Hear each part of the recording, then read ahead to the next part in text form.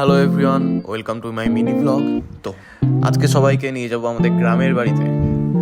তো ঘুম থেকে উঠেই আমাকে স্নানের জন্য রেডি হতে হয়।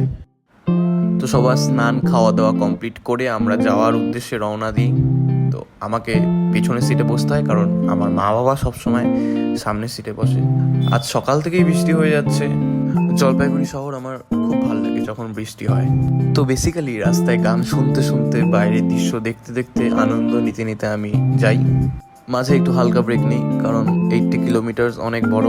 তো একটু আশেপাশের দৃশ্য দেখাই তোমাদের। অনেকক্ষণ পর আমরা গ্রামের রাস্তায় প্রবেশ করি এবং যেতে থাকি। এটা হলো ফালাকাটার ভেতরে। তো কিছুক্ষণ পর পৌঁছে গিয়ে একটু আলের উপর দিয়ে হেঁটে কেত মারার চেষ্টা করি, এবং এই দৃশ্যগুলো আমার খুব সুন্দর লাগে। ছোটবেলার অনেক স্মৃতি জড়িয়ে আছে এখানে। সত্যি বলতে আমার মন মুগ্ধ হয়ে যায় এখানে আসলে। তো তারপর একটু বাইক নিয়ে ঘোরাঘুরি করি আশেপাশে, এবং এই দৃশ্যগুলো আমি দেখি এবং